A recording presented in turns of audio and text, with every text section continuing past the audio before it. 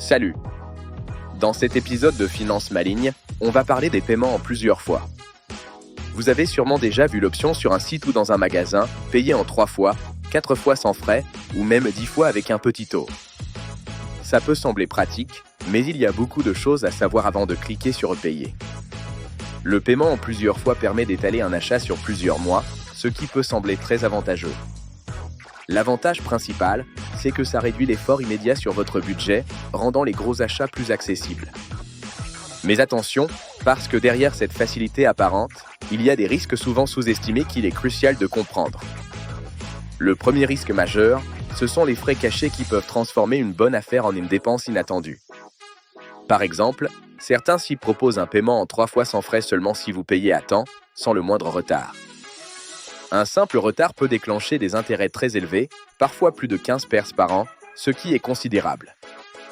Et dans certains cas, il y a même des frais de dossier qui ne sont pas affichés clairement dès le départ, ajoutant à la confusion.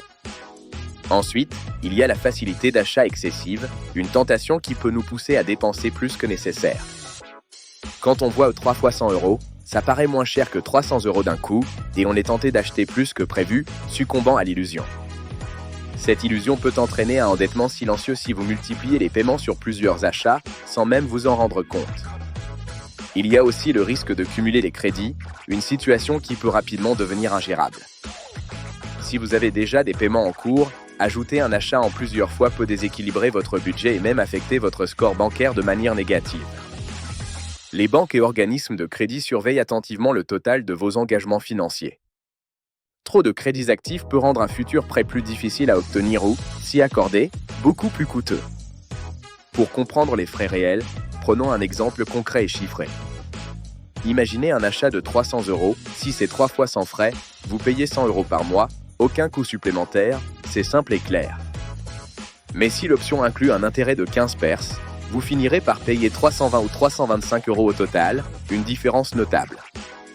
Et si vous utilisez souvent ce mode de paiement, ces petits pourcentages s'accumulent très vite, parfois sur plusieurs centaines d'euros par an, impactant sérieusement votre budget. Il y a aussi différents types de paiements en plusieurs fois, chacun avec ses propres règles et implications. Certains sont sans frais, d'autres incluent des intérêts, et certains sont considérés comme des crédits à la consommation, avec des régulations spécifiques. C'est important parce que les crédits à la consommation ont des règles légales strictes pour protéger le consommateur. Le montant total, le taux annuel effectif global et la durée du remboursement doivent être clairement indiqués et transparents.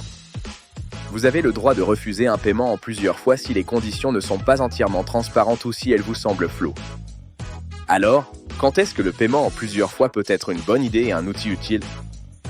C'est utile si vous avez vraiment besoin d'étaler un achat important, comme un appareil électroménager, et que le paiement est sans frais. Il est crucial que vous soyez absolument sûr de pouvoir respecter toutes les échéances sans faute. C'est aussi pratique pour des achats urgents déjà prévus dans votre budget, comme une réparation imprévue. En revanche, il vaut mieux l'éviter si vous achetez sur un coup de tête, sans réelle nécessité. Évitez-le légalement si les frais ou les taux sont élevés ou cachés, car cela peut vous coûter cher. Ou si vous avez déjà plusieurs crédits en cours, car cela pourrait aggraver votre situation financière.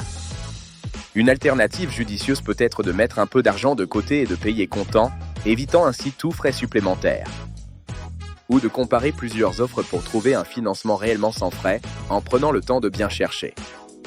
Pour résumer, le paiement en plusieurs fois n'est pas mauvais en soi, mais il faut rester vigilant et informé. Vérifiez toujours les conditions détaillées, calculez le coût total de l'achat et soyez honnête avec vous-même sur votre capacité à rembourser intégralement. En maîtrisant ces règles simples, vous pouvez utiliser ce système à votre avantage et éviter les mauvaises surprises financières. Voilà, maintenant vous savez comment éviter les pièges des paiements en plusieurs fois et comment les utiliser intelligemment pour votre budget. Abonnez-vous pour ne pas manquer les prochains épisodes de Finance Maligne et restez informé sur vos finances.